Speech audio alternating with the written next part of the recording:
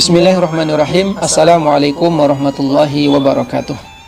Lunsanaan boka sadonyo orang Minang, orang awak dimanapun berada, ketik ndak disabui namo, gadang ndak disabui gala. Mudah-mudahan kita kasadonyo dilindungi oleh Allah Subhanahu wa taala dari berbagai macam bahaya, termasuk virus corona.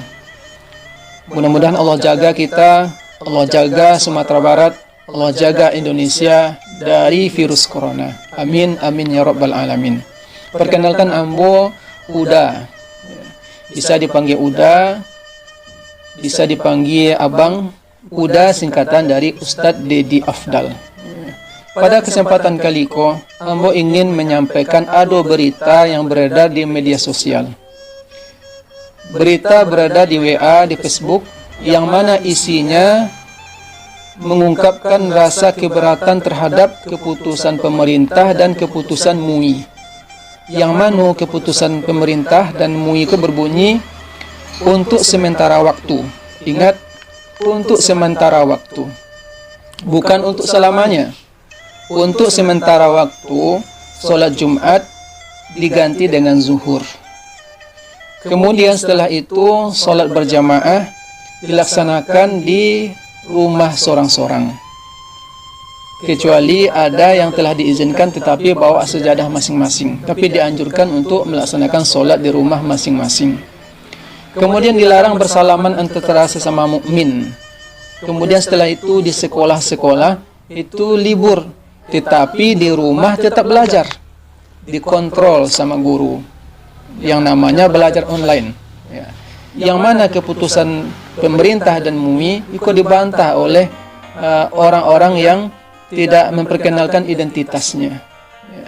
Dia menyatakan keberatan, bahkan menganggap bahwa MUI salah dalam mengambil sikap, salah MUI dalam mengambil keputusan atau menyimpulkan dalil-dalil tentang dilarangnya untuk melaksanakan sholat berjamaah.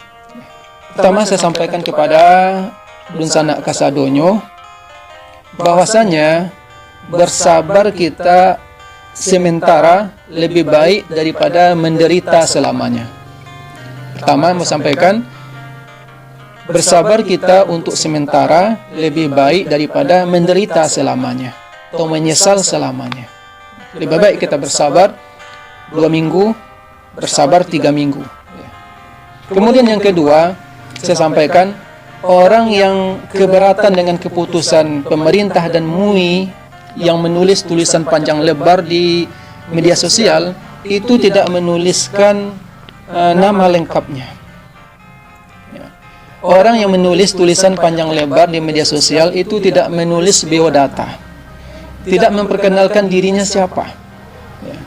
Hanya tulisan lepas. Biasanya kalau orang mengarang buku ada nama pengarang. Kalau ada orang menulis cerpen, ada penulis cerpen nama penanya. Kemudian kalau ada orang menulis artikel, ada nama penulis artikelnya. Ini ditulis tulisan panjang lebar, tetapi tidak dimuat namanya, tidak disebutkan, tidak ditulis. Yang ada di akhir kalimatnya itu adalah hasbunallah. Ini aja ditulis. Jadi kita ragu siapa penulisnya ini.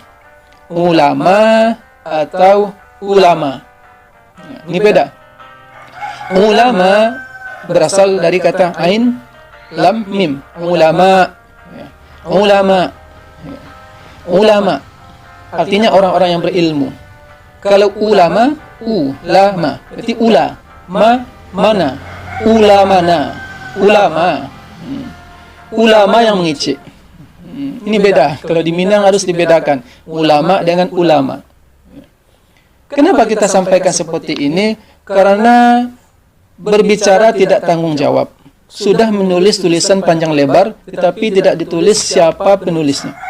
Tapi tidak memperkenalkan biodata, profilnya. Kemudian isi tulisan kita seolah-olah mengajak orang untuk memberontak. Seolah-olah mengajak masyarakat memprotes keputusan pemerintah dan keputusan MUI. Ini berbahaya. Makanya kita bilang ini bukan ulama tetapi ulama.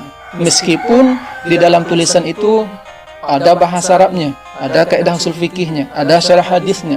Tidak semua orang yang pandai bahasa Arab dan kaidah usul fikih dan pandai mensyarah itu ulama.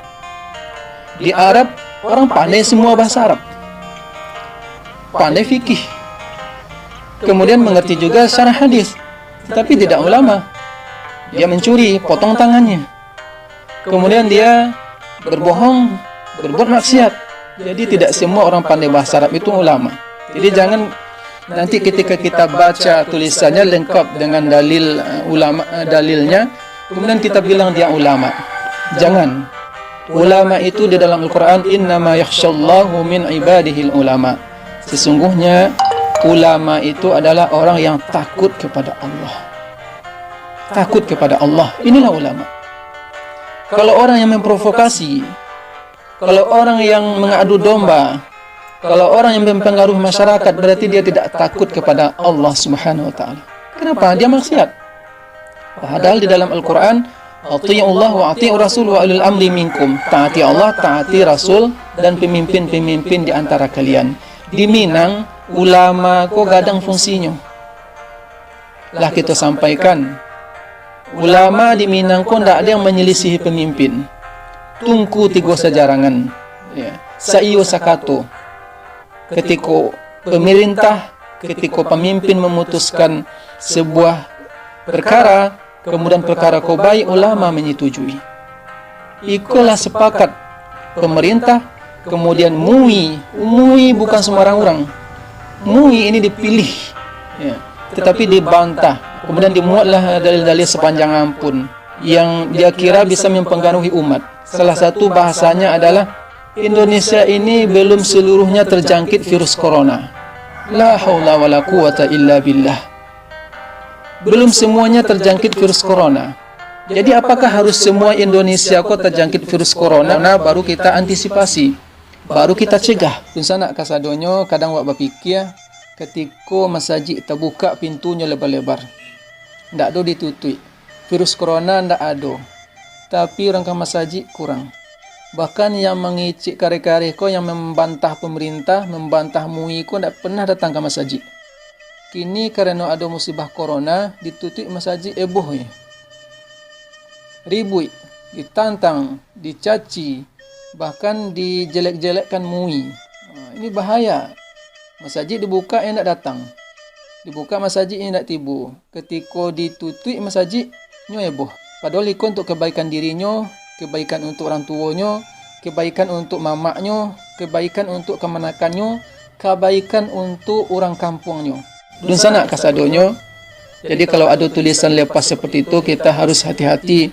Kita tanya dulu kepada orang yang lebih tahu. Jangan langsung kita tanggapi, kita terpengaruh dengan tulisan seperti itu. Sebab menentang pemimpin sama menentang Nabi Muhammad SAW. MUI sudah memutuskan. Di Arab pun, bahkan di Mekah, umroh dipending dulu, ditahan. Ini umroh ibadah besar, ditahan dulu. Apakah ulamanya salah, keliru dalam mengambil keputusan? Tidak. Orang kita belajar ke Arab. Ya, jadi hati-hati kita dengan tulisan lepas. Mari kita jaga kekompakan kita untuk senantiasa mentaati pemerintah, mentaati ulama kita.